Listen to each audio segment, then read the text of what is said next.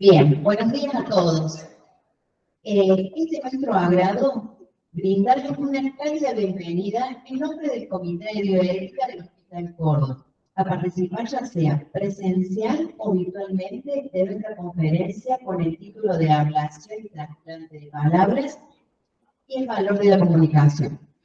Como personal de salud, debemos darnos tiempo, detenernos y ser receptivos a lo que expresa la persona, tanto verbal como no verbalmente. Demostrar interés en la otra persona, en lo que le está pasando y lo que siente es parte fundamental de una comunicación empática, la cual determinará la relación entre el personal de salud y el paciente.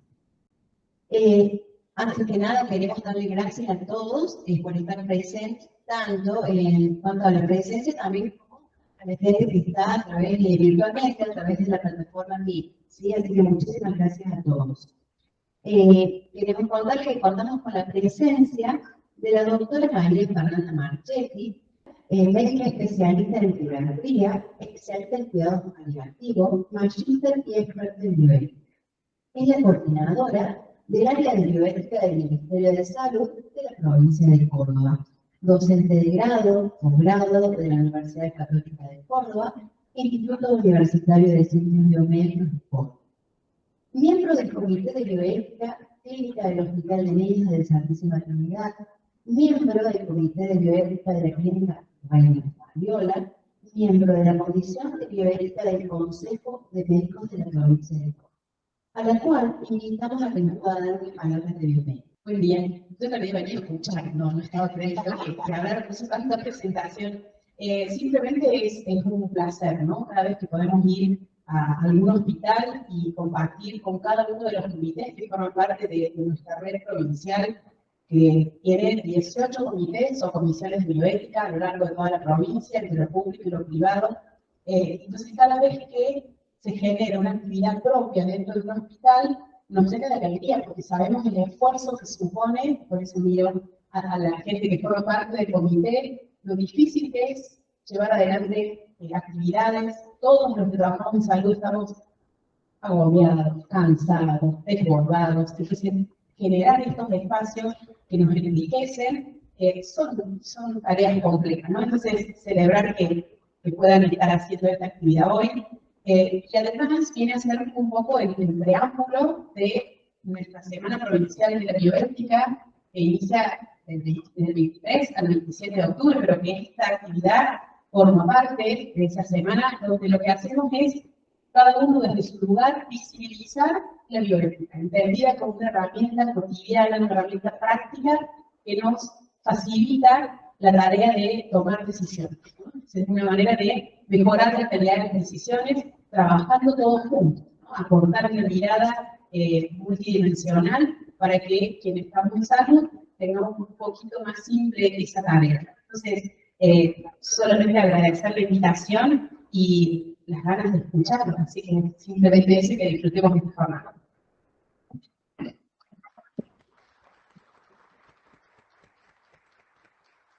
Bien, muchas gracias. Y bueno, cabe destacar también que estamos acompañados por nuestra coordinadora, que es la licenciada Verónica Biotti Lima. Ella es licenciada en Administración de Experiencia en la Profesión, maestra superior de grado con ejercicio del primer nivel de educación, especialista en la salud familiar, dictado por el Ministerio de Salud de la provincia de Córdoba, miembro del Comité de Bioética Clínica del Hospital de Córdoba desde el año 2016 y actualmente es nuestra coordinadora. Cabe destacar que ella está con nosotros porque hace poquito fue operada y hoy la tenemos entre nosotros. ¿Quieres dar unas palabras, Lima, por favor? Hola, bien a todos. Bueno, el estar aquí me sumo un montón y tengo un montón de emociones encontradas, más que todo por compartir estos espacios que yo considero espacios de encuentro, donde cada día los vacíos de conocimiento se van llenando un poquito más. Me da enorme placer que el pensar que queremos una salud más justa, desde una mirada, desde la interdisciplina, desde la bioética, para mejorar la calidad de los cuidados de nuestros pacientes y más aún unos cuidados más humanizados. Así que con enorme placer les doy la bienvenida. Gracias por estar aquí compartiendo este espacio y a los que están del otro lado, con enorme alegría les doy la bienvenida. Bueno, así es, ¿no? Todo por nuestros pacientes, ¿no? Todo porque tengan lo mejor en cuanto a la calidad. Bien, bueno, hoy vamos a tener el agrado también de escuchar a Gloria Biotti, que es ingeniera agrónoma, Master Science en su ámbito de conocimientos técnicos, con 35 años de docencia en carrera de grado y posgrado en instituciones públicas y privadas. Desde hace 30 años forma capital humano en sanidad vegetal. También vamos a estar acompañados por la licenciada Marisa Sarino, que es licenciada en psicología, jubilada de la División de Salud Mental del Hospital de Córdoba, lugar en el que trabajó durante 35 años, finalizando a cargo de la división. Y actualmente coordina el Comité Institucional de Investigación del Adulto. Bueno, mientras vamos compartiendo la presentación, quiero agradecer enormemente el espacio que voy a compartir aquí con ustedes y por allí yo le decía a Vilma, que es mi hermana, ¿qué tiene un ingeniero agrónomo? Esa es mi profesión de base para contarles y compartir en este espacio. Y el tema de la comunicación nos trasciende en todas las profesiones y hasta desde el mismo momento que empezamos a comunicar. Entonces tenemos muchas cosas en común y muchas cosas que nos suceden desde el día a día. En este contexto, allí sí me ayuda con la presentación nuestra compañera. Si lo pueden poner en modo presentación. Perfecto. Me gusta este tema del nombre porque hace referencia al cuidado de las personas.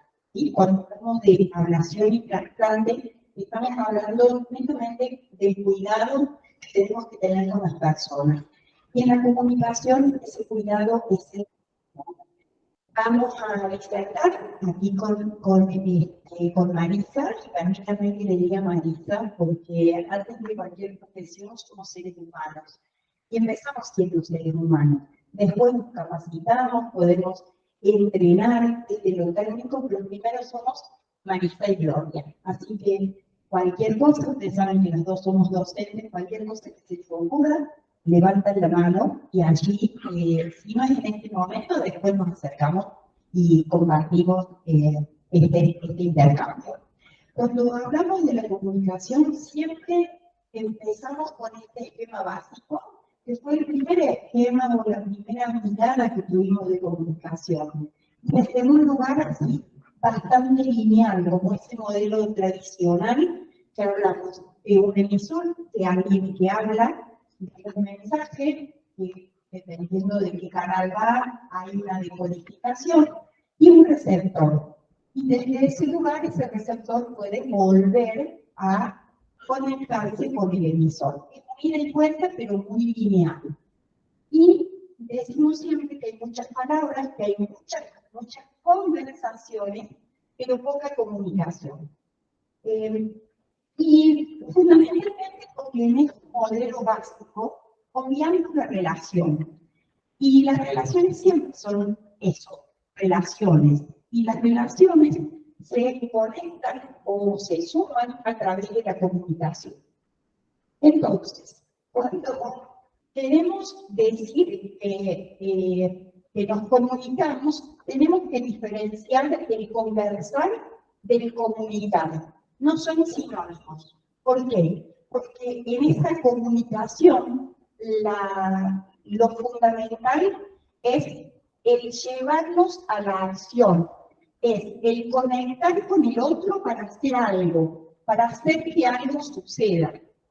Se deben haber encontrado muchas veces conversando con alguien, pero desde el lugar en que, che, ¿cómo estás? Mira, podría hacer tal cosa. El podría no genera nada. Esa es solamente una conversación. Cuando nos comunicamos, en esa comunicación tiene que haber esa invitación a la acción. ¿Sí?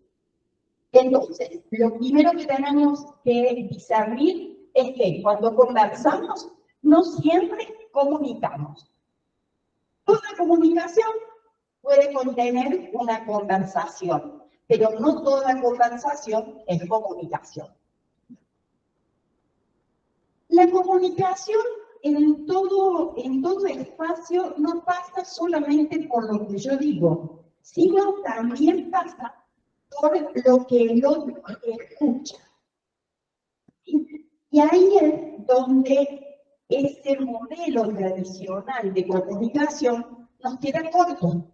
¿Por qué? Porque es unidireccional. No estoy pensando en el otro, en lo que el otro interpreta, en lo que el otro está escuchando. Piensen en esta cotorra. El gato le puede estar diciendo, no te preocupes, soy vegetariano. ¿Les parece que la cotorra va a escuchar eso? O este señor que va a pedir un aumento de sueldo. Más allá de todo lo que pueda decir el otro, está escuchando un no. ¿Les ha pasado algunas veces que están conversando con alguien y están escuchando lo que ustedes mismos se dicen? Entonces, desde este lugar, decimos que nos estamos perdiendo esa parte. Nos estamos perdiendo la parte de la escucha, de la interpretación. Y yo digo lo que digo, y el otro escucha lo que escucha. Vamos a ver un videito.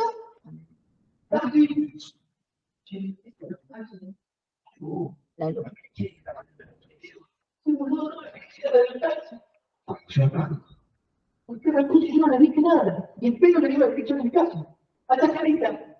Chacarita. ¿Por qué no le dice la canción? ¿Tiene fondo? ¿La ficha no tiene fondo? ¡Ay, Carmen, que sí, con la mano de bolsillo. Se le olvidó la canción. Que se calle de cara. ¿Perdón? Perdón. Yo esto lo que no recuerdo es para mí está mal, que los padres de autonomía son una nada. ¿Qué está haciendo? Me quiero más, me quiero más. Uy, me cagó, tiene un tiempo. Yo me voy para corriente.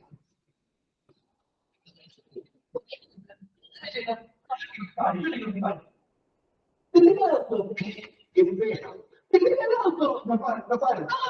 ¿Se va todo? No para, no para,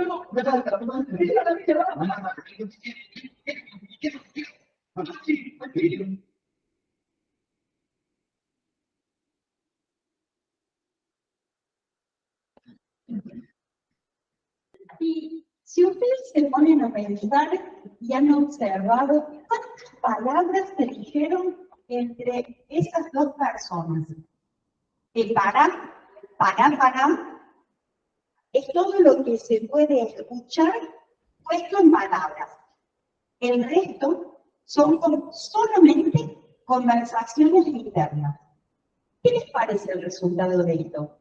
¿Es un resultado esperado, confiable, diseñado? Para nada, ¿verdad? Creo que en eso podemos estar de acuerdo. Entonces, lo que decíamos recién es que hay todo un proceso en la comunicación que no solo pasa por lo que yo digo, sino también por lo que otro escucha. Y ese proceso es dinámico, es un ida y vuelta. Es lo que yo digo, pero también lo que yo escucho. Es bidireccional, porque hay una respuesta en las dos direcciones, del que dice y del que escucha. Es verbal y no verbal, porque si hacemos referencia al video que acabamos de ver, el solo hecho que el pasajero llevara la mano al bolsillo, el otro interpretó que tenía un arma que lo iba a matar. Es irreversible. Hay muy pocas cosas que pasan una sola vez. Una de ellas son las palabras, las cosas que decimos. La otra por allí son las flechas y las otras, algunos dicen que son las oportunidades que tenemos en la vida. Entonces, acordémonos que cada vez que decimos algo es una emisión de palabras que no las podemos volver atrás. Y también es inevitable, porque comunicamos desde el silencio. Cuando nosotros no hablamos, podemos estar diciendo un montón de cosas, aún sin emitir una palabra. Y en este contexto de la salud, por ejemplo, yo me imagino que muchos pacientes les debe haber pasado que no emiten una palabra. Y a ustedes les están comunicando, les están diciendo que tienen miedo, que no entienden, que no saben de qué están hablando. Entonces, la comunicación no solo es verbal, sino también no verbal. La idea o la invitación es que pasemos a una comunicación productiva. Y acá le sumo la palabra productiva. ¿Qué quiere decir productiva? Es lo que les decía antes, invitar a la acción, lograr que algo suceda. Y este que algo suceda puede ser, por ejemplo, entre los mismos pares, desde distintas especialidades, desde lograr que un paciente lleve adelante su proceso de tratamiento como corresponde. En el caso mío, como ingeniera agrónoma, que un productor haga lo que corresponde, por ejemplo. O sea, se dan cuenta que es transversal a cualquier situación. Y desde el punto de vista personal, tal vez, el lograr que mi casa me llegue y haya un asado. Porque no es lo mismo que yo le diga a mi esposo, tengo ganas de comer un asado. Con eso no le estoy diciendo nada, no le estoy llevando a la acción. Pero si le digo, hoy quiero que hagas un asado, podés, es distinto. Voy a generar una acción buscando un resultado que es diferente. Entonces, la comunicación hacia la acción común, el dejar de ser ese emisor de palabras que no se compromete con la otra persona, que no se compromete con lo que el otro escucha, y pasar a conversar con herramientas. Desde la palabra conversar no siempre se usó para este intercambio que tenemos en general. Desde su base de origen, la palabra conversar provenía de accionar en conjunto con otras personas y se interpreta hasta con el bailar. Entonces, piensen ustedes que estoy bailando con otro cuando estoy conversando y estoy bailando con dos, porque somos dos los que hablamos y somos dos los que escuchamos. Piensen ustedes en la complejidad de bailar de a cuatro, ¿sí? Y menos aún si es un paso doble, que por ahí los no deben tener ni idea de qué es ese ritmo. Entonces, vamos a ver un poquito cuáles son esas herramientas. Decimos que la comunicación tiene esas dos partes. Vamos a ver el escuchar. Y acá, generalmente, nosotros estamos muy acostumbrados a hacer cursos de oratoria. ¿Sí? ¿Quiénes han hecho un curso de oratoria alguna vez? Porque decimos tenemos que aprender a presentarnos mejor, tenemos que aprender a hablar, a modular. Pero, ¿cuántos cursos de escuchatoria han hecho? Y tampoco existen, porque ese curso es un entrenamiento básico nuestro como personas. Entonces, vamos a ver un poquito de qué se trata esto de escuchar. Y como decíamos por allí al principio, nosotros decimos lo que decimos y el otro escucha lo que escucha. ¿Por qué escucha lo que escucha? Porque está tenido, está visto con un par de anteojos que son la vida misma que ha transcurrido esa persona. Cada uno de nosotros escuchamos de manera diferente. ¿Por qué? Porque hemos tenido vidas diferentes, relaciones diferentes, experiencias diferentes. No es lo mismo ese señor del taxi, si ha tenido una mala experiencia, probablemente por eso escucha todo lo que escucha desde su cabeza, interpreta lo que interpreta. A los que somos del interior, por allí hemos ido a Buenos Aires, nunca hemos tenido un inconveniente con un taxista, y se nos ocurren todas esas cosas. Porque nuestra experiencia de vida ha sido totalmente diferente. Entonces, Desde ese lugar, acá, de nuevo, vamos a ver cómo podemos decir algo y el otro escucha lo que escucha. No es mi caso, porque en mi casa hay alguien que cocina bastante bien y no soy yo. Pero esta es una hipotética situación donde una persona le pide a la otra que le ayude a hacer de comer. Y le dice, la ve a la persona que está haciendo de comer y dice, ¿te puedo ayudar con algo? Y le dice, sí, mientras yo voy haciendo esto, vos tomás esta bolsa de papa, pegá la mitad y colocalo en la cacerola. ¿Qué es lo que ustedes esperarían que pase?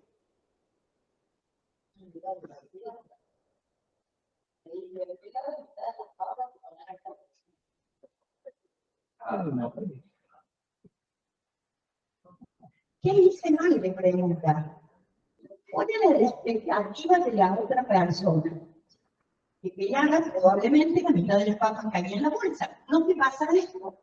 Y la otra persona escuchó lo que escuchó. Obviamente, el resultado tampoco es el esperado. Entonces, de nuevo, para que ocurran acciones que nos lleven a un resultado esperado, entendamos que el otro escucha como escucha. ¿Y por qué nos cuesta tanto escuchar? Hablar es fácil, ¿verdad? Porque hablar, nosotros decimos y nos hacemos absolutamente responsables de lo que decimos. Y el otro escucha como escucha. ¿Pero por qué nos cuesta? Y nos cuesta, primero, porque nos olvidamos de esto, que somos personas únicas, que el otro interpreta de acuerdo a su experiencia de vida, que el otro es otro. Porque creemos que lo que decimos es cierto. Nos basamos en esto y tenemos siempre la verdad. ¿Por qué nos equivocamos? Si yo dije la verdad. Y porque pensamos también que el otro no entiende.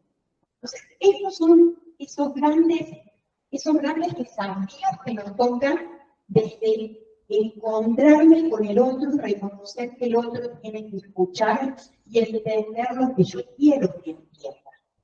Y ahí, una herramienta fundamental es la pregunta de chequeo. Si nosotros creemos que el otro no interpretó lo que nosotros queríamos, esa pregunta de chequeo es básica. Y acá ustedes de esto saben muchísimo más que yo. Porque el escuchar tiene dos partes. Tiene una parte que es el oír. El oír es un fenómeno biológico que hasta se puede medir. Ustedes miden los niveles de audición de una persona. Y si le hace falta una corrección, la pueden corregir. Oír es absolutamente una cuestión biológica. El escuchar, sin embargo, es un fenómeno de interpretación. Yo escucho e interpreto. Si yo les pidiera que ustedes cerraran todos los ojos, por favor, cierren los ojos. ¿Qué escucharon? Que traía una hoja de papel. ¿Pero por qué? Porque ustedes conocen el papel, conocen el ruido o el sonido de un papel rasgado. Si yo tomara un mate y hago la última chupada, ¿vieron que hace? Nosotros sabemos que el ruido del mate vacío. ¿Qué piensan que interpreta cualquier habitante de un país que no sea tomador de mate? ¿Lo va a entender? No, porque no está habituado a ese sonido. Ustedes, el que está acostumbrado a escuchar el corazón, conocen que es un corazón con un ritmo normal. Cuando ustedes escuchan un latido acelerado, ustedes lo interpretan. Yo puedo escuchar y por allí, tal vez porque mi hermana me rompió bastante, puedo interpretar que está un poco acelerado. Pero yo no tengo el conocimiento ni tengo esa capacidad de interpretación que tienen ustedes. Por lo tanto, ese sonido, en mi interpretación, puede ser muy diferente. Entonces, recordemos que el escuchar no es un fenómeno pasivo, es un fenómeno absolutamente activo de interpretación. Por eso nos cuesta escuchar. Si estuviese en una radio, les pongo como ejemplo esta nota. Ustedes están escuchando cualquiera de las radios que ustedes escuchen y sale la nota o la noticia de la salud de la mona. ¿Qué interpretan con esto? Porque somos cordobeses. Es la salud de la Mona Jiménez. Cualquiera que no esté involucrado con nuestra Córdoba, con nuestro cuarteto, puede interpretar cualquier otra cosa. La mona chica no se muere la mona chica a los 80 años, pero para nosotros, el decir la mona en esa interpretación es Carlito Jiménez. ¿Se entiende esta idea de que escuchar es distinto del oír? ¿Que interpretamos? Y el escuchar entonces, como corolario, implica comprensión, implica interpretación, y por eso pasamos de un sonido que oímos a escuchar. Y acá muchas veces es donde ocurre toda esa cuestión de malas interpretaciones que nos llevan a malos resultados. Por ejemplo, en mis épocas de estudiante, nosotros hacíamos bastante empeños. Supongo que siguen existiendo este tipo de eventos. Y nos juntábamos con estudiantes de distintas carreras. Y nosotros los agrónomos decíamos, estoy haciendo carne y leche. Lo correcto era producción de carne y producción de leche. Ustedes seguro que tienen varias síntesis así. ¿Qué piensan que escuchaba alguien que estudiaba arquitectura? Nos miraban medio raro y ni me imagino a algún estudiante de medicina lo que suponía. Entonces, ¿eso por qué? Porque para nosotros el escuchar carne y leche hacía alusión a una materia de carne que no le tenía a esa interpretación otra persona. Entonces, escuchar, recuerden siempre que no es pasivo, que es activo y que implica una interpretación. Y cada persona, como les decía, escucha de una manera única, que hace alusión a todos esos juicios maestros que tiene desde que empezó su vida. Y acá, nosotros decimos que esa escucha previa es la escucha que hacemos de manera automática, porque es nuestra interpretación de siempre. Y es la que nos dice, generalmente, cómo son las cosas. Ese pajarito que tenemos acá que nos dice sí, no. No, ¿qué lo va a escuchar a este? Este dice siempre manzanas. No, que no. A este le cierran la oreja. Esos juicios maestros que nos dan esa escucha previa van a estar siempre van a estar presentes. No los podemos cambiar en absoluto. Obviamente que el entrenamiento es que deje de ser un águila y pase a ser un colibrí o un canarito. Es decir, que sea el chiquito. Que la cerrada esa de la oreja no sea tan cerrada que nos permita dejar de alguna manera censar o pensar en el otro. Y esa vocecita es la que siempre nos quiere hacer tener razón. Todos tenemos alguna persona que cuando hablamos o pensamos en conversar nos dicen, yo te voy a decir cómo son las cosas. Yo te voy a decir cómo es. ¿Por qué? Porque en un hábitat dando vuelta ni siquiera se permite la posibilidad de que yo escuche.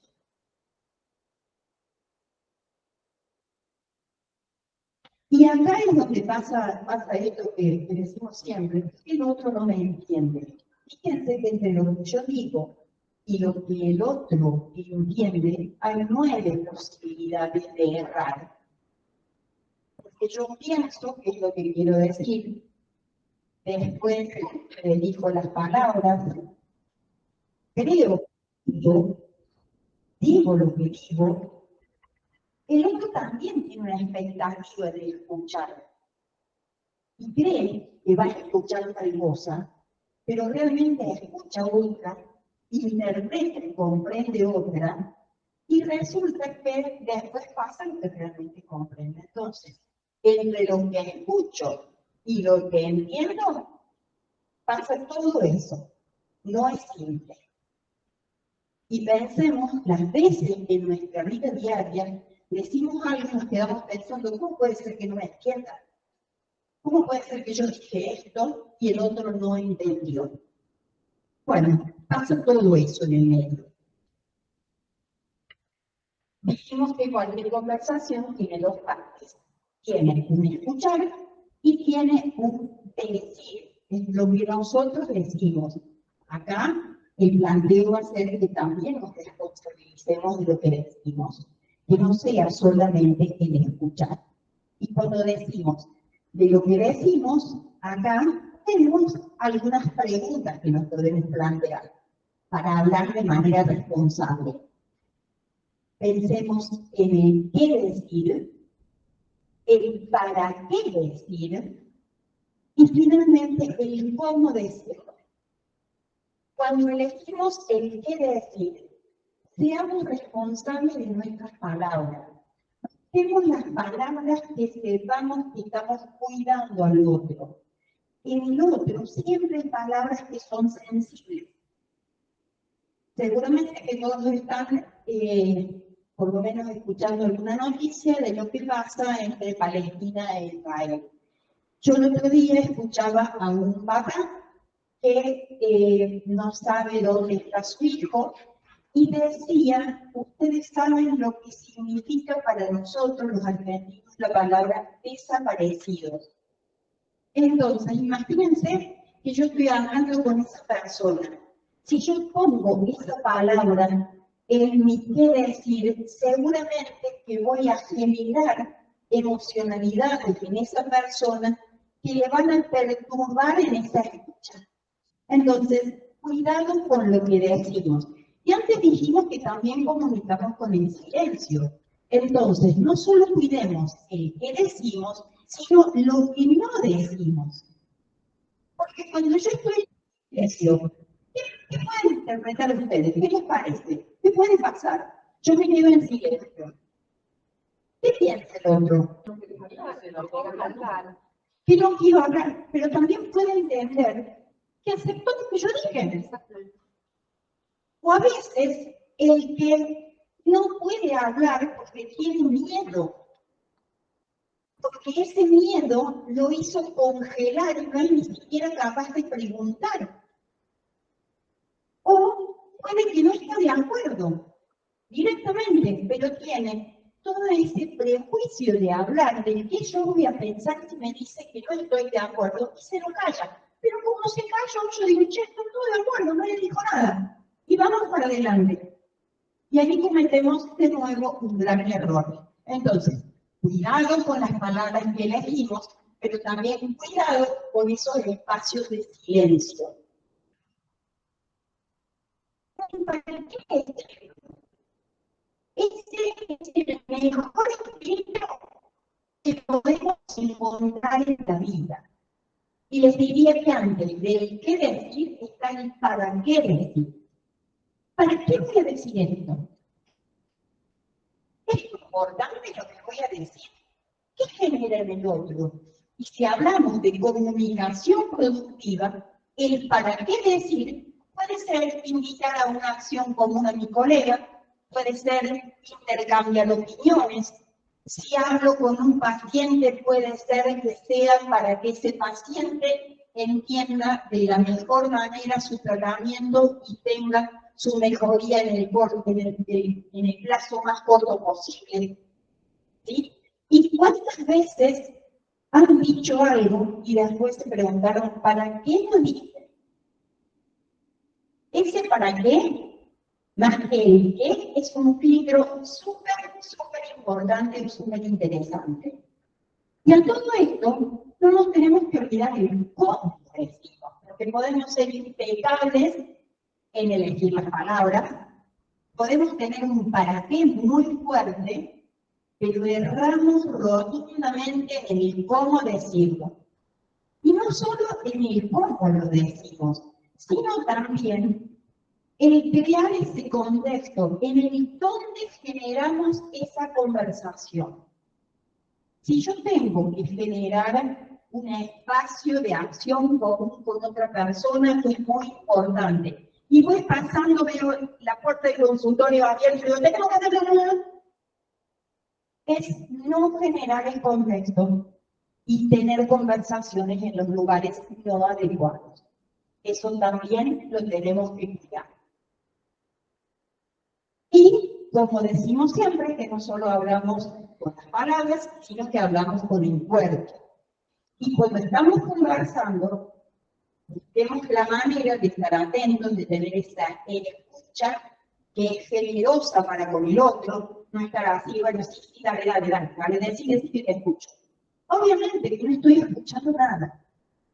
Hasta con la misma postura física, nosotros estamos diciendo cosas. Yo acá estoy hablando y es casi unidireccional, pero yo estoy viendo, no siempre son lineales los gestos. Y eso también hay que reconocerlo. Hay personas que están muy entrenadas y capacitadas para evaluar eso. Pero, a ver, ¿a quién no es capaz de entregarle un regalo a un amigo y darse cuenta si le gustó o no le gustó? Eso es gestual. ¿Sí? Está hablando con sus gestos. Entonces, cuidado también con nuestra comunicación no verbal. Y tenemos de todo tipo de personas. Aquellas personas que ustedes las escuchan que cuando están hablando se están comunicando, están poniendo el corazón sobre la mesa. Es muy difícil no darse cuenta que estamos frente a esas personas. Otras personas que con el miedo los silencian. No es que no tengan nada para decir, sino que tienen miedo, tienen un montón de otras emociones que les cierran directamente la posibilidad de comunicarse. Y son personas que generalmente las vemos más calladas, mucho más por allí retraídas, no es que no tengan nada para comunicar. Son personas que tienen otro modo de comunicar. Todos tenemos esa persona que es como una oreja gigante y que está en esa escucha permanente, tiene esa escucha generosa, esa escucha abierta, que cuando tenemos algo para contar, para pedir opinión, sabemos que está esa persona y que va a estar siempre atenta a escuchar más que a decir. Y tenemos otras personas que generalmente dicen de esta manera. Y esas personas, aunque digan algo bueno, lo están diciendo de esta manera.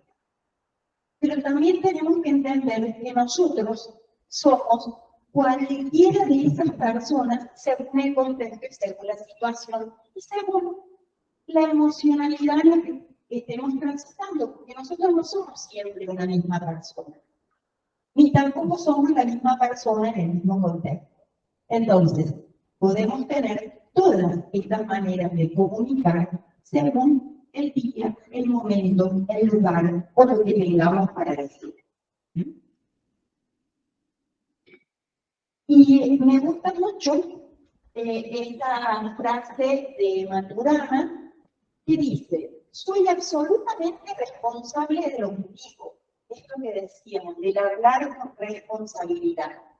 Maravillosamente irresponsable de lo que escuchás, pero sí, absolutamente responsable de lo que mi decir genera o despierta en vos. Y esto es tener presente al otro en una conversación, no ese modelo lineal, tradicional, donde yo digo algo, pero no me interesa qué es lo que genero el otro. En cualquier conversación productiva o comunicación productiva, esto tiene que estar presente. Y finalmente, el desafío es comenzar a comunicarnos productivamente, hablando con responsabilidad, esto del qué, para qué, cómo y en qué lugar decir lo que voy a decir. Escuchar con compromiso, y acá la palabra compromiso a veces como que interpretamos que estoy obligado a. La palabra compromiso siempre es elección. Cuando ustedes se comprometen con su pareja, ¿lo hacen por obligación o por elección? Eso es compromiso, elección. Estoy eligiendo escuchar a la otra persona. Y finalmente, cuidando las relaciones. Esa es la base de la comunicación, el cuidado de las relaciones. Así como decíamos cuando arrancamos, la elección del título de este espacio estaba relacionado con el cuidado de las relaciones y el cuidado de las personas. En el lenguaje y en la comunicación tengamos presente exactamente ese mismo cuidado. Hasta acá lo que yo les voy a compartir. Vamos a ver si les parece bien un videito y ahí sigue Marisa con su proyección más interesante para completar este espacio. It's been an hour. An hour. All right, thank you, ladies. Good. Okay, well, can you strip naked and put on your hospital gowns because you can?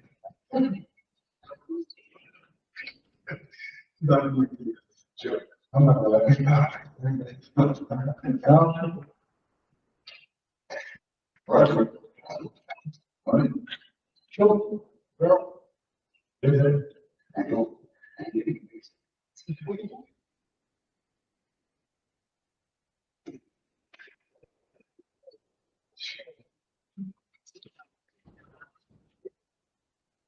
A therapist.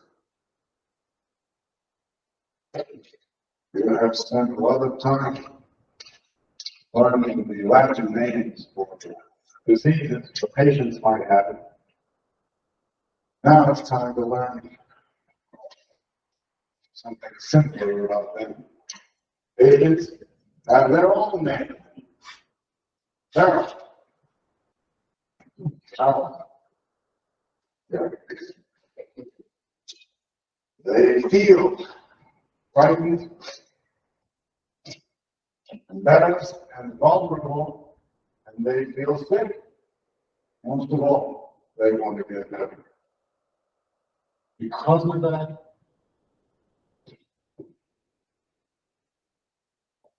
they put their lives. I could try to explain what that means until I'm blue in the face. Just something I wouldn't have that. Let's share it how I'm inherited today.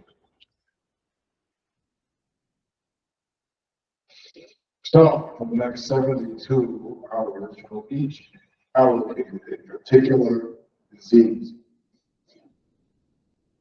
You'll sleep in hospital beds, eat hospital food,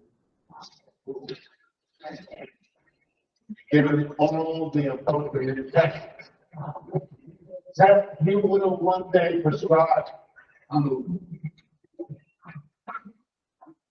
You are no longer doctors, you are hospital patients.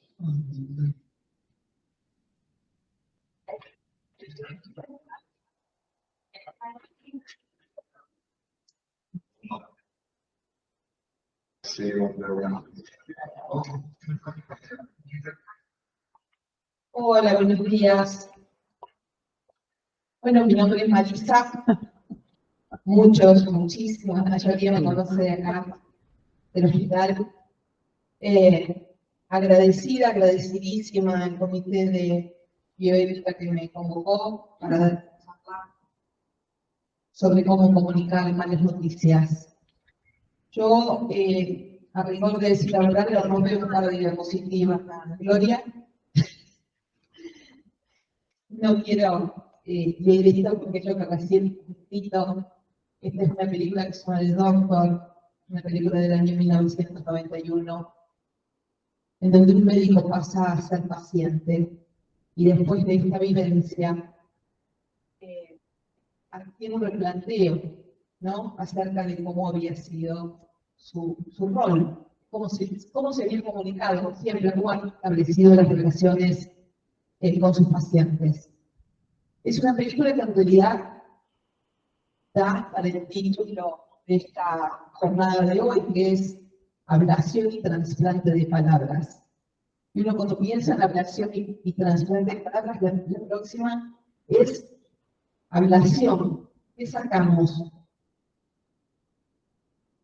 ¿Qué sacamos? Y si uno lo piensa en esta película y lo piensa a veces en algunas relaciones de comunicación dentro de estas instituciones, sacar todo. ¿Qué trasplantamos? Trasplantamos palabras que generen adherencia en los pacientes, trasplantamos palabras que puedan ser comprendidas, trasplantamos un lenguaje que sea sencillo, que sea simple, que sea corto.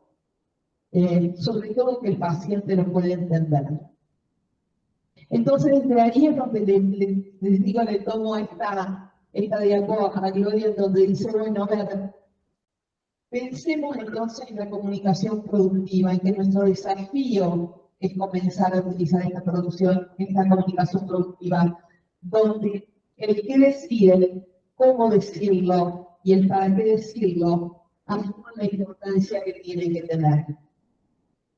Cuando nosotros hablamos entonces de comunicación productiva, hablamos de esto que decía recién Gloria, ¿no? De la responsabilidad al hablar, del compromiso al escuchar, y sobre todo, decía ella, cuidando las relaciones. Y cuando yo pienso en la charla que me convoca hoy, pienso en cuidar la relación médico-paciente. ¿Y por qué me focalizo en lo que es la relación médico-paciente? Y por supuesto estoy hablando de todo el equipo de salud, pero ¿por qué me focalizo en la comunicación médico-paciente? Porque la tarea de comunicar una mala noticia es tarea del médico, un acto médico. En esta relación médico-paciente la comunicación es absolutamente importante y se desprende, ahí les leo eso, dice la comunicación en la relación médico-paciente es el medio a través del cual se obtienen los síntomas del paciente, se emite el diagnóstico y se recomienda a su pareja un tratamiento. Y entonces de aquí se desprende la comunicación de las malas noticias. ¿Es un acto médico? Sí, es un acto médico. Y ahí toma un Sorgis, donde Sorgis dice que las instituciones son médicas. Nosotros los que somos no médicos tenemos que lograr insertarnos en estos espacios y trabajar desde este lugar, tomando lo que ocurra en una relación médico-paciente, que sabemos que es el pilar, es una herramienta vital dentro de una institución. Por lo cual decimos, si vamos a hablar de comunicación, si vamos a hablar de cómo comunicar malas noticias, decimos, hay que adquirir de alguna manera estas habilidades de comunicación.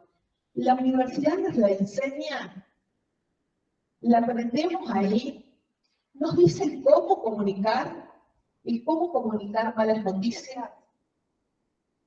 Sentimos acá a veces la empatía y decimos la empatía no se puede prescribir, pero sí podemos prescribir en cierta manera el modo de vincularme con el paciente.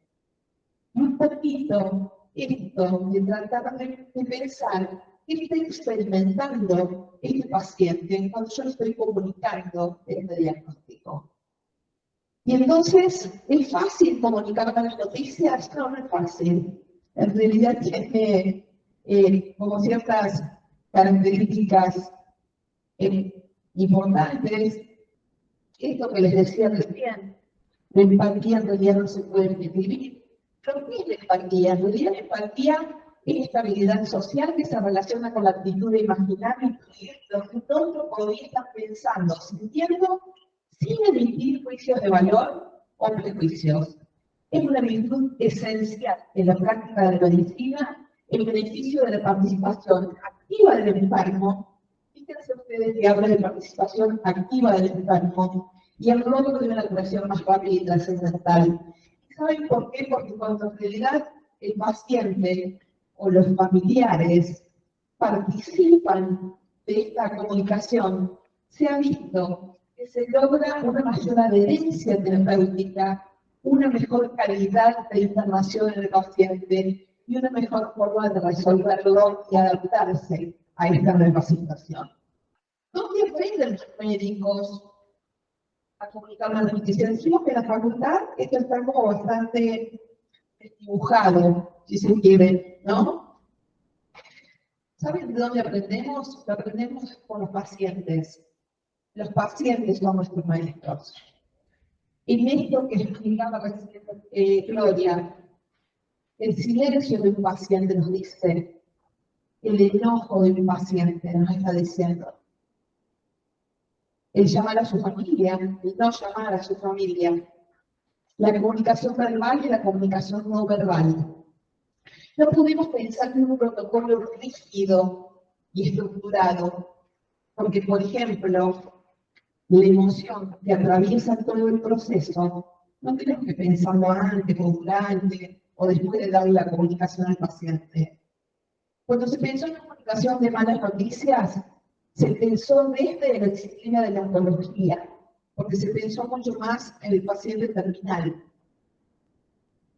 Pero acá hay médicos de la unidad intensiva, del Instituto de Quemado, de la Guardia, de consultorio externo, en donde permanentemente está enfrentándose a esta situación de comunicar malas noticias. Y una mala noticia no necesariamente es un diagnóstico adverso.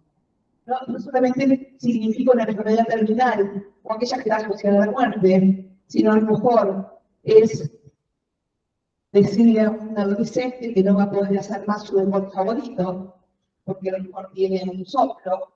Digo, sí, puede ser, sí, por supuesto. Alguien que se le diagnostica una enfermedad autoinmune. Pero los pacientes son nuestros maestros.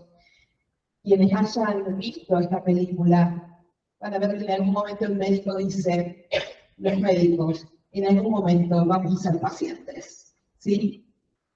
Esto de comunicar malas noticias, porque es difícil, porque en realidad se ponen en marcha las reacciones emocionales del paciente y también las reacciones emocionales que nos generan nosotros dar una mala noticia. Hay factores que nosotros tenemos que tener en cuenta a la hora de comunicar malas noticias. Factores sociales. Ustedes saben que hoy los principios básicos de la sociedad tienen que ver con lo que es juventud, salud y riqueza. A medida que nos alejamos de estos principios, sobre todo si nos enfermamos, nos alejamos bastante y se convierten estos principios en principios marginales que tienen que ver con que pasamos a ser viejos, enfermos y pobres. Cuando le decimos a un paciente que está enfermo, le estamos diciendo de alguna manera que su valor social está disminuyendo. ¿Sí? También decíamos que la comunicación está atravesada por factores del paciente y en realidad cuando nosotros le damos una información al paciente, vemos que muchos pacientes toman con una naturalidad algún diagnóstico que para nosotros sería gravísimo, el impacto de la enfermedad, por lo cual tenemos que verla en el contexto de la propia vida de la persona. ¿Sí? Yo me acuerdo de una paciente que tenía una insuficiencia cardíaca y estaba internada en la unidad coronaria, y ella la consideraba una bendición, porque había estado trabajando en el campo toda su vida, en un campo, y ella quería salirse de ese lugar. No había forma, porque el esposo no quería venirse a vivir a la ciudad, y dice, esta enfermedad para mí es la bendición. Y en realidad su diagnóstico era bastante grave, ¿sí? Pero para ella era una bendición. De todas maneras, cuando nosotros al paciente le damos una mala noticia, el paciente pasa por diferentes fases. Primero, está la reacción de incredulidad y de negación. Esto de que a veces al paciente se le da el diagnóstico, vuelve a los 6, 7 meses, se hizo la electrónica o no, y refiere, y esto pasa mucho más, y creo que ustedes me lo van a poder, decir que esto pasa, dice que nunca recibieron información, que ellos nunca les dijeron. Y esto es porque de alguna manera, en algún lugar, están esperando esta cura milagrosa. Por eso la primera reacción es de incredulidad y de negación. Sabemos que la negación también es un mecanismo defensivo ante aquellos eventos que nos sobrepasan. A veces el paciente no cree que sea cierto, esto no me puede estar pasando a mí. Puede ser consciente o inconsciente. Una vez que el paciente acepta de alguna manera el diagnóstico, cuando empieza a aceptar este diagnóstico, aparecen sentimientos de rebeldía, de culpa y de resentimiento. Se enoja. Y este enojo y esta ira las deposita en su persona, y entonces ahí lo que se expresa es la culpa. ¿Qué habré hecho? ¿Qué no habré hecho? Hacia la enfermedad, hacia Dios, hacia el tipo de salud. Tenemos que saber que es necesario darle tiempo para que el paciente pueda expresar esta rabia, esta bronca, que necesitan pasar por este proceso para luego deprimirse, se aflige profundamente y tiene que poder llorarlo. Cuando el paciente llora, es una emoción muy fuerte y es una emoción hasta contagiosa, en donde a veces nosotros como equipo de salud nos ponemos muy ansiosos y tendemos a tranquilizarlo prematuramente. No hay que distraer esta emoción o este dolor. Es necesario que el paciente lo viva, que lo internalice, que lo procese. Deben ser capaces de tolerar este sufrimiento para que después se produzca o llegue a esta cuarta etapa, que es la de aceptación. Por eso a veces, cuando nos llega una interconsulta a salud mental, por ejemplo, de un paciente que le dijeron que mañana te van a tener que amputar la pierna y que el paciente está llorando y que requieren de que vaya a salud mental, a veces le pedimos en este tiempo para que el paciente pueda procesar esta información. ¿Sí? Es necesario que pueda llorarlo. Es parte del duelo. También dijimos que hay factores del paciente. El paciente también tiene y está atravesado por un montón de temores y por un montón de miedos. Y uno de los miedos más comunes es el miedo a causar dolor. Ustedes, los médicos, fueron educados para limpiar el dolor de los pacientes. Y cuando el paciente tiene dolor, ahí van los anestésicos, los analgésicos. Para el dolor de las malas noticias, no hay ninguna medicación. El dolor empático, esto de que en general suele generar una incomodidad en el médico, dar una mala noticia, y sobre todo está relacionada con el estrés que ve, que siente, que percibe en el paciente. Miedo a ser culpado. A veces tenemos miedo que el paciente nos diga: doctor, pero usted me tendría que haber dicho antes que esto no me pidió que le estudie allá hace pocos días. Pero digamos, esto de proyectarnos la culpa a veces nosotros, miedo a la falla terapéutica, esto de que hoy está creada esta ilusión de que existe la pastillita mágica, el miedo legal a la judicialización. Sabemos que también muchas veces se espera o se piensa que todo ser humano debe ser curado y que cualquier falla se debe a un error. Y sobre todo, de error es del otro, ¿no? Y esto tiene que tener un castigo penal o civil. Miedo a lo desconocido. Y ustedes saben, estudian, y hay protocolos, hay modos de tratamiento que se siguen, pero esto que decíamos recién, no a todos les han enseñado cómo comunicar malas noticias.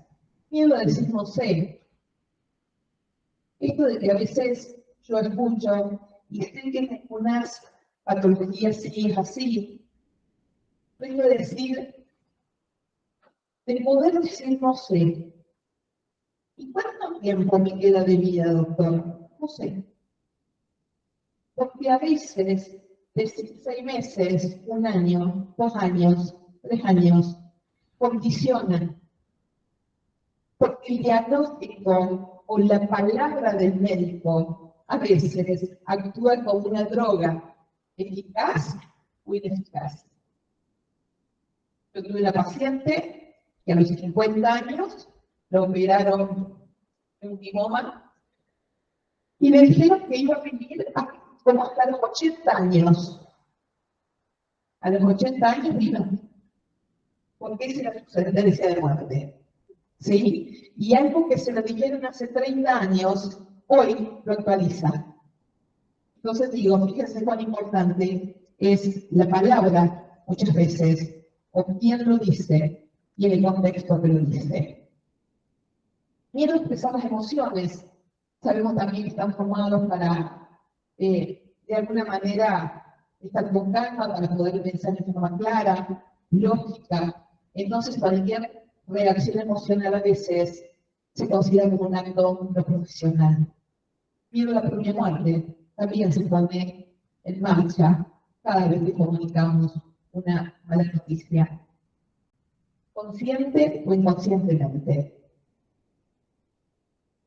Yo les decía recién que no se puede prescribirse en el pánico, no se puede prescribir a veces protocolo porque está atravesado por cuestiones que queremos separar, a veces como la cognición y las emociones, y en realidad si hay algo que no podemos distinguir son las emociones, ¿no? Y sabemos que están en forma permanente las reacciones emocionales en el paciente y en el médico.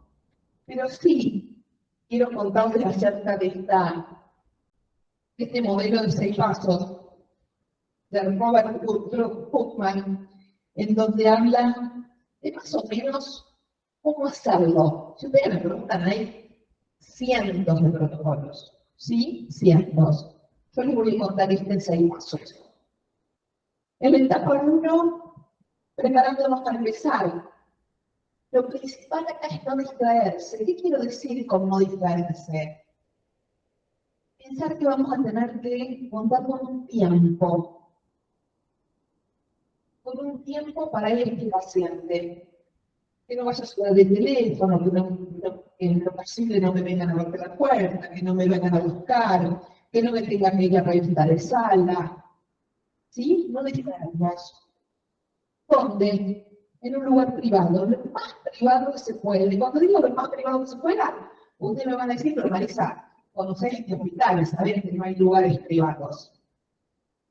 Sí, pero entre un lugar no privado que no tenemos, como es aquí el consultorio, y un pasillo, elegimos un lugar intermedio a veces, en donde tal vez baste una cortina o baste una puerta, pero tiene que ser el lugar más privado que podamos encontrar a la hora de dar una mala noticia. ¿Quiénes deben participar? Y esto se lo tenemos que preguntar al paciente. Porque a veces el paciente quiere que esté su familia, a veces no quiere que esté su familia. Entonces es el paciente quien elige quién tiene que estar en este momento cuando damos un diagnóstico. La etapa 2, descubriendo qué sabe el paciente. Ustedes saben que de alguna manera hay una información que el paciente tiene, pero hay 3 cuestiones a tener en cuenta. 1, el grado de comprensión de la situación médica. Y tenemos que saber qué distancia existe entre esta realidad médica y el conocimiento del paciente. A veces el paciente nos dice no saber, y en realidad puede estar respondiendo a que no sabe o a que está viendo si la información que le dieron de otro lugar se contrasta con esta que le estamos dando nosotros. También hay que tener en cuenta las características culturales del paciente, prestar atención al vocabulario y al tipo de palabras que emplea. Y los contenidos emocionales, teniendo en cuenta, esto que decía Gloria, teniendo en cuenta siempre que hay una comunicación verbal y hay una comunicación no verbal. Y muchas veces la comunicación no verbal suele ser más rica que la información verbal. El paciente muchas veces no hablando o no respondiéndonos o no escuchando nos puede dar muchísima información para saber después cómo trabajar. Etapa 3, reconocer qué y cuándo quiere saber el paciente. El paciente es el que decide qué quiere saber y hasta dónde. En esto, lo ideal es que puedan pensar juntos, el paciente y el médico. El paciente va a preguntar qué es lo que quiere saber. A veces, con cierto temor, le pregunta al paciente, se le explica acerca de un tratamiento, acerca de una terapéutica. Uno le dice, ¿hay algo que usted quiere saber? El paciente dice, saber si voy a tener frío después de la cirugía. Digo, esto que decía Gloria recién, hay una cuestión interna que nosotros tenemos, una conversación interna, que a veces no se condice cuando se le pregunta al paciente. La pregunta y la respuesta son inocuas y se le da la oportunidad al paciente de que pueda ejercer su preferencia. ¿Cuánto decirle? Cuando pensamos cuánto decir hablamos de actitud, los pacientes algunos necesitan preguntar, otros no, otros se llegan a escuchar, a saber, a pensar. La verdad, se logra paulatinamente, ni más ni menos, según las necesidades, el requerimiento y el estado del paciente. En la etapa 4 hablamos de compartir información. ¿Qué es informar? El paciente tiene derecho a saber, esto sí lo sabemos. Pero también tenemos que saber que cuando nosotros le informamos al paciente, tenemos que saber que el paciente le va a servir esto para activar sus recursos y sus potenciales de salud. Cada enfermo interpreta la información a su modo.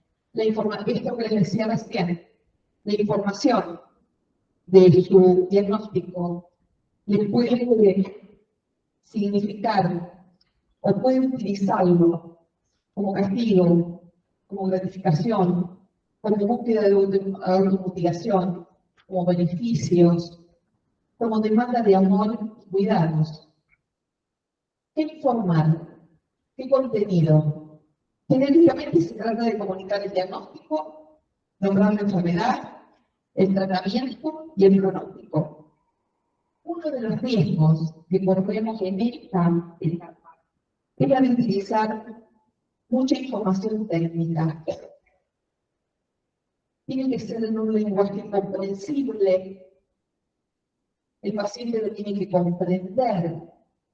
Yo me acuerdo de una paciente que tenía un problema respiratorio, que había tenido una traqueotomía, que había estado internada, y ella sabía de su problema respiratorio. Y me dijo, licenciada, estoy total angustiada. El médico me dijo que tengo otra cosa más. Y le dije, ¿qué es lo que tiene? Y dice, espere, porque le pedí un papelito y lo anoté. Pedí el papelito y decía patología respiratoria. Digo, para ella era otra enfermedad más, aparte de todas las que ella ya conocía. Entonces digo, en esto de que para nosotros puede ser tan natural, acá en este espacio, hablar de la patología, para un paciente que no conoce, no lo comprende.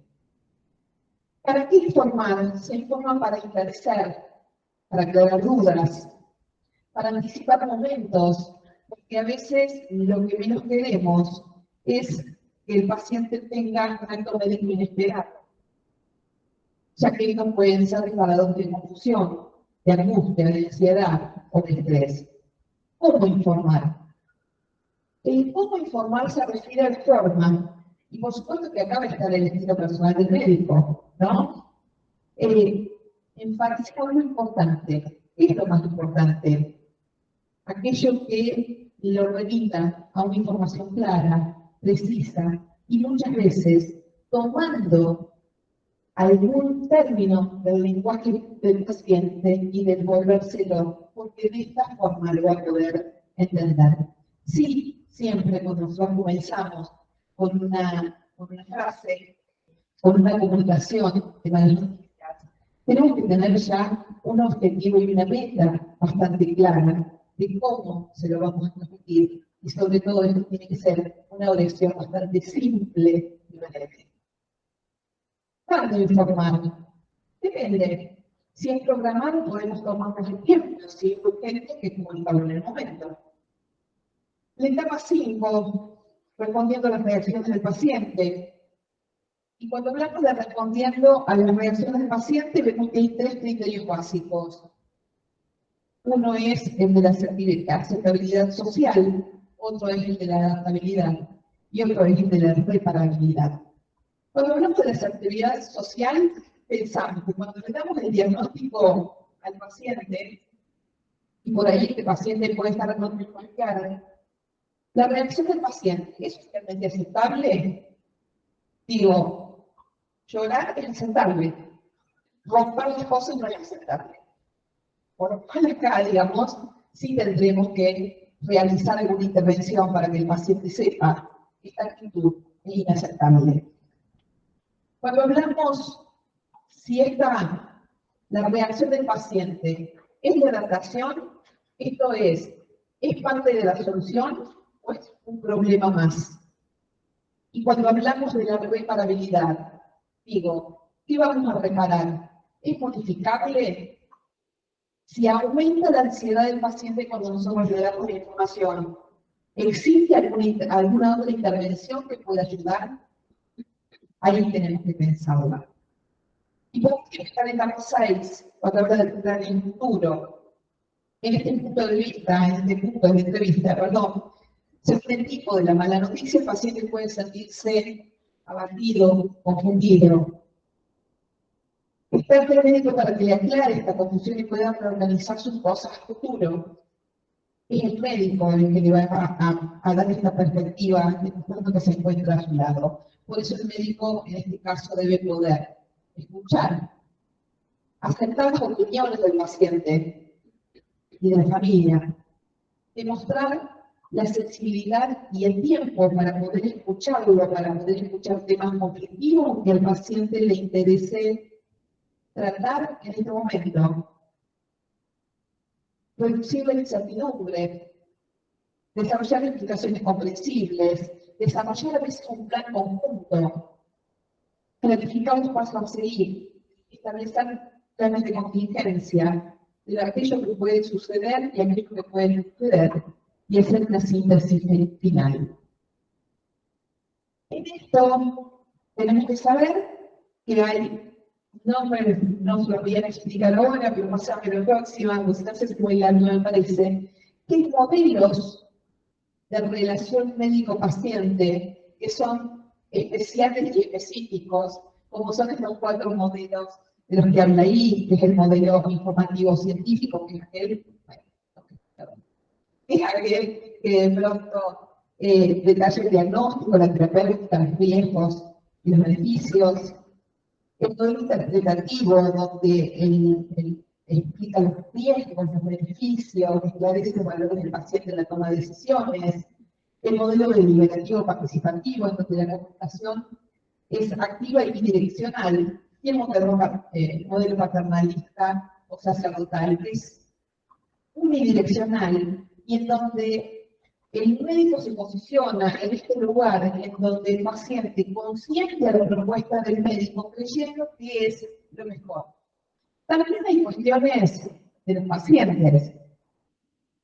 Y hay pacientes que de alguna manera a veces obstaculiza la comunicación. ¿Cuáles son esos pacientes? Los pacientes que, a ver, sabemos que el paciente hace una regresión en el proceso de internación. Ahora, ya esta regresión como muy infantilizada, sí necesita una intervención, porque el paciente tiene que saber que tiene que lograr una autonomía, más allá de que le traigan la comida, de que lo bañen, de que lo consuelen al baño, de que, sí, digamos, tiene que saber que tiene que lograr una autonomía. Los pacientes agresivos también, muchas veces, si bien sabemos que en el momento del diagnóstico, en el momento de comunicar las malas noticias, el paciente va a trasladar esta ira o este enojo a veces hacia el mensajero en general. Y el mensajero, ¿quién es? Es el médico, pero si no es en alguien del equipo de salud, y si no es en alguien de la familia. Y este es un mecanismo defensivo, un mecanismo adaptativo, ¿sí? Que el paciente utiliza. Pero no por eso el paciente tiene que seguir con esta conducta, con este comportamiento agresivo. Siempre, en estos casos, con los límites del paciente, límites claros, precisos, y focalizamos en el rol. Pacientes obstinados, pacientes que niegan el diagnóstico o niegan el tratamiento. Y a esto también hay que trabajarlo. Hay que trabajarlo dándoles la información tantas veces cuando sea necesario. Y decirle al paciente que tiene la libertad para elegir. ¿Sí? Tiene libertad para elegir la terapéutica, para trabajarla con el médico, para trabajarla con los familiares. Pero la realidad es que está. Siempre el diagnóstico está. Entonces, hay que empezar a trabajar a partir de ahí. Pacientes desmotivados. A veces no es que el paciente no tenga adherencia terapéutica o que no se quiera curar. A veces el paciente está apático. A veces busca una depresión.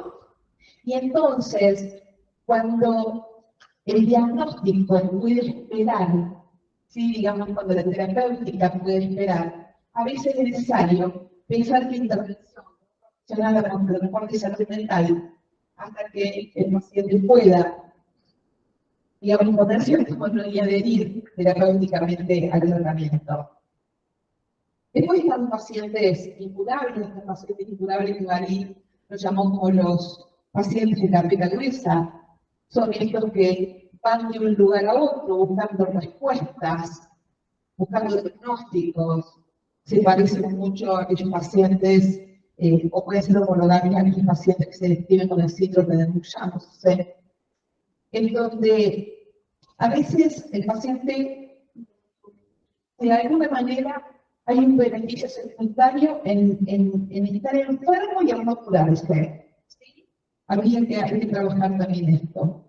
De la misma manera que con los pacientes dependientes, los pacientes dependientes son aquellos que tienen una demanda muy pronunciada con los profesionales, muy constantes, son exigentes con los servicios sanitarios, no se conforman con la atención que se les puede dispensar.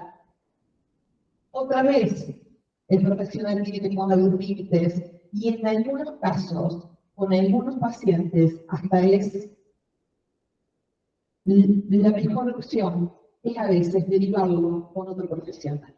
¿Sí?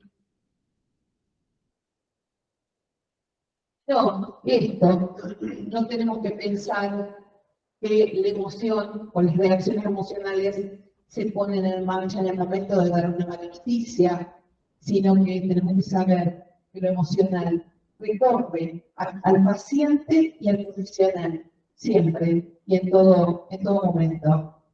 Es transversal permanente, dice, en toda la atención clínica. Yo lo pensé, creo, como para decirlo muy cortito también, el próximo, esto de cuál es el lugar del psicólogo en este proceso. Muchas veces a nosotros nos toca, digamos, detectar y evaluar las demandas de la información del paciente. Sabemos que en el acto de informar en el paciente funciona como un elemento disruptivo. Y acá tenemos que pensar qué es lo que escucha el paciente, cómo lo escucha, qué sentido le adjudica. Por eso es importante que al paciente le demos un tiempo de escucha y que podamos escuchar en esto, en el modo de decodificar la información del paciente. Este es un proceso de escucha, un proceso de comprensión, un proceso de orientación y de elaboración reflexiva para hacer explícito lo silenciado. Y este proceso, al ser reflexivo y poder trabajarlo con el paciente, posibilita el escuchar y poner palabras que rellenan muchas veces espacios vacíos en torno a la situación. Veníamos en la comunicación, y cuando digo veníamos en la comunicación, no es nada más de los psicólogos, todo el equipo de salud. Y Usolkis lo llaman la puente de enlace.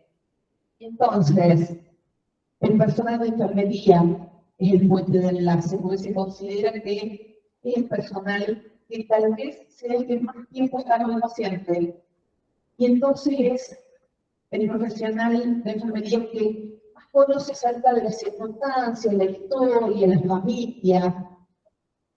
Y entonces nosotros también trabajamos con el personal de enfermería y el médico también trabaja con el personal de enfermería y vamos utilizando, digamos, los puentes de enlace para ver qué tipo de información, cómo le vamos a dar y qué nos permite conocer a través de los puentes de enlace, qué nos permite conocer acerca de la historia del paciente. Indudablemente, cada uno de los profesionales también tenemos que conocer a través del médico el diagnóstico presuntivo, el plan de trabajo, los tiempos aproximados y al médico pronóstico. Esta se la quiero leer. Y si ojalá podamos seguir trabajando para reflexionar y recuperar en cada intervención lo singular de cada caso. Esto que yo le decía recién, podemos pensar en protocolo, podemos pensar en este caso, en el protocolo de 6 pasos de UPA, pero en realidad tenemos que pensar en la singularidad de cada caso, en este paciente en particular, con esta historia en particular, con este contexto. Por eso, en este proceso de salud y enfermedad que todos conocemos, Menéndez empezó a trabajar desde hace muchísimo tiempo, y otros expositores también, acerca de lo que es el proceso salud, enfermedad, atención y cuidados, en donde podamos reflexionar de cada caso. Pensar cada hecho como nuevo y original es la única alternativa posible. Si el paciente sabe que cuenta con un equipo de salud con quien pensar las diferentes alternativas que se le pueden plantear en el curso de una enfermedad, y si sostiene una postura activa con el médico, las vicisitudes del nacer, del enfermar y del morir pueden llegar a ser muy diferentes. Muchas gracias.